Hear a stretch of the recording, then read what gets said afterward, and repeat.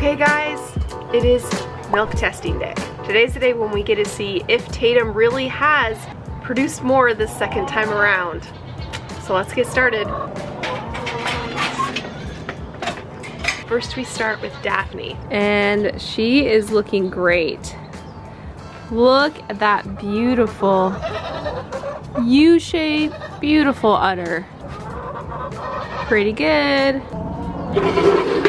You gotta hand milk though when we do milk testing, so gotta bring my skills back. I think actually. Milk testing is like the Olympic trials for goats. We weigh the milk because there can be a lot of foam and we want to get the exact amount, and then it gets uploaded to a database to compare against all the other goats on milk test. Okay, don't spill it, don't spill it, don't spill it. Okay, moment of truth.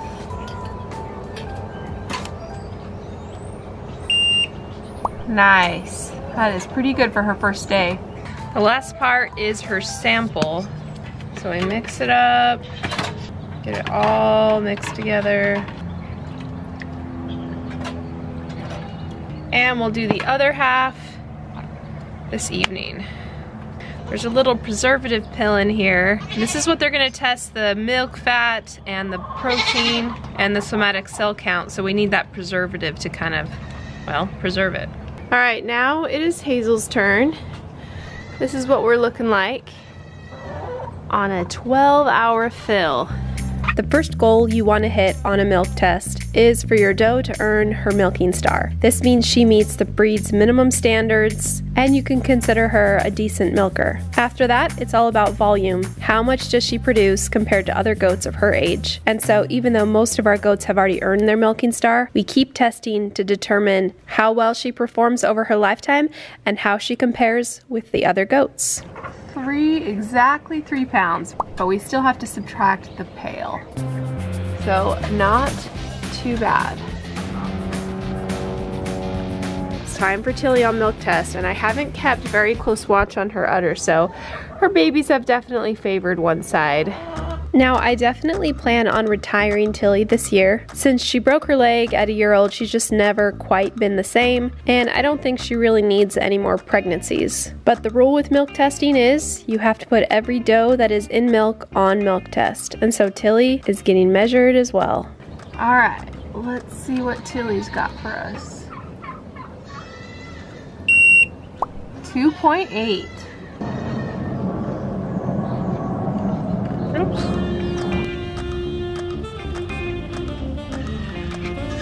All right,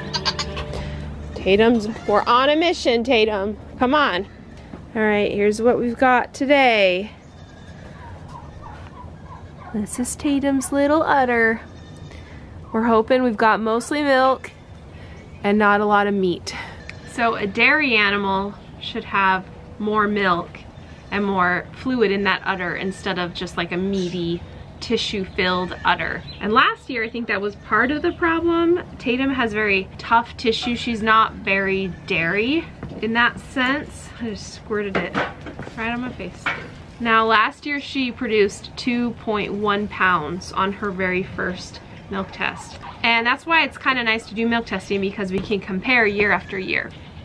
So here's to hoping that she does more than 2.1 pounds. Hey, don't dance today, no dancing. Now, last year, despite all of my best efforts, Tatum just really underperformed. And unfortunately, she didn't even hit her milking star, which means she had a pretty tiny amount of milk that she produced.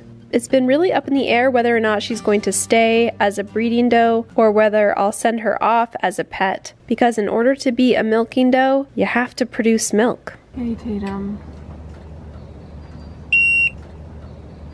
Okay, this isn't looking too bad. We're already at 1.5 pounds. So I think we'll definitely surpass last year's test. Crossing our fingers. Kevin, don't open that one. You're gonna die. All right, we gotta take our turns, okay?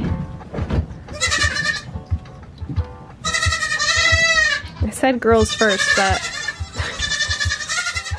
by far the hardest part of milk testing is the first test. The babies are so little, and because we dam raise, not all of them are trained to a bottle. But we have to keep them separated from mama all day long because we've got to test the milk throughout the whole day. So today the babies are gonna stay in the barn and get fed only from us. They'll also have some hay and some grower grain and some water. But if they haven't learned by now to eat from us, it's gonna be a rough day for them. Come on. Whose turn next? You just have a turn.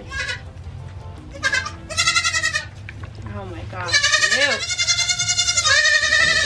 It's interesting how some have naturally taken to the bottle just because they've watched us feed Newt so much. But we definitely need a better system because we only have 2 hands and we can only feed so many. We could go with a lamb bar, but we'd have to train them to the new nipples, or we could go with just our regular bottles and have sort of a tray that we could stick all the bottles in. That would definitely need to be a Kevin's craft. Hungry babies.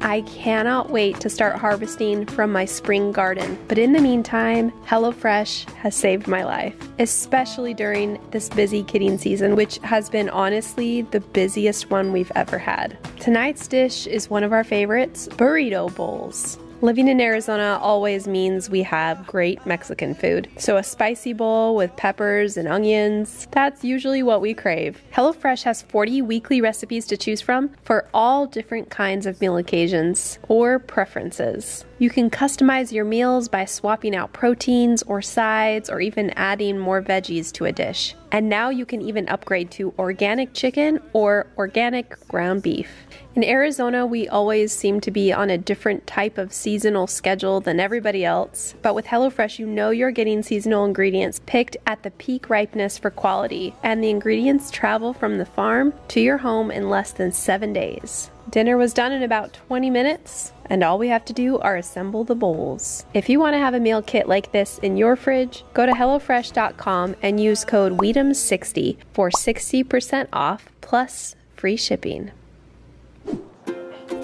Well, it's time to do the night milking, and everybody is really mad at us because we kept them separated all day.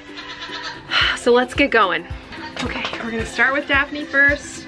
We're gonna try to hurry because they are pissed. Okay, it'll be easier to see this at night.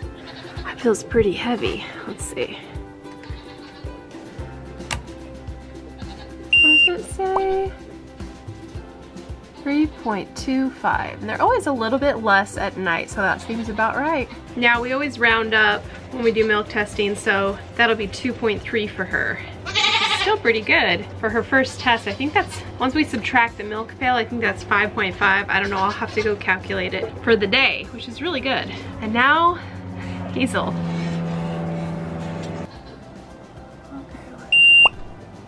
What is that? 3.05. So we can round up to 3.1. All right, Tilly Billy, how's your udder looking? Not too bad. Well, we got 2.6. I forget what she was this morning, but we'll have to add it up. All right, Tatum, moment of truth. Let's check out that udder. Not too bad. What does it say? It always takes forever to focus. What is it? 2.4. Look at how great you did. She doesn't care. She wants out. This is my day. I come out here, clean up the pen, and just sit and watch all the baby goats. They're getting really big. Honey is always my buddy. Just climbs up here and sits with me. Huh? You're a sweetie. This is why I'm always tempted by the Tilly line. So when we milked Tatum last year, it was only her first freshening. So I kind of knew that even if she didn't produce that much, we needed to give her a second chance. But unfortunately this year, she is a little bit better for sure, but not quite up to where I'd want her to be. Now I'm still gonna test her for the next few months, but I'm not really sure she's gonna be enough to continue to breed her and use her for good milking lines. Because in the end, that's what it comes down to with milking goats. You wanna make sure that they're productive, that they have the capacity and the what we call dairy skin to be able to expand on that udder. But Tatum is a little bit more meaty than I would like, and she doesn't produce a lot. So that combined with the tiny teats just doesn't mean she's probably gonna stay here. She'll likely go as a pet because I only want the best to go as milkers. And that's where genetics can get really tricky, because if you've been with us for a long time, you've known that we've bred Tilly quite a few times and raised up quite a few of her daughters only to really see the same amount of production. Our goal was to always improve stature and production, and we did improve stature. We've got beautiful body structures and height improvement in Fern and Tatum, but unfortunately Tilly is in the 20th percentile for production when you compare her with all the other Nigerian dwarf does, and her daughters just seem to stay in that range. Now we still have little Raven here that is going to kid, so we'll see how she does, and that's going to be helpful in deciding the future of the Tilly line. And it'll help me decide which babies I'm going to raise up. I tried to film while sitting down and I can't even do it because these babies are just constantly chewing on me, which I guess it's better than being wild, but geez Louise, they are very persistent and very cute. Huh, look how big Newt's getting. You're such a, I don't have anything. He's a big boy now. He's starting to act like a buck. He will be a good little pet and not a buck. Now, whenever our goats leave the farm, I always make sure that they go to good pet homes or good homes that are trying to maybe use our genetics to improve whatever they've got. But either way, it always breaks my heart, and it's so hard to spend every day with an animal, every single day since their birth, and then 2 or 3 years later, let them go. But I am very focused on my goal of what I want to do with my goats and the lines I want to go down. So come June, we are going to make a lot of changes to the herd. We are going to bring in some new lines as well. So it's definitely going to be an adventure.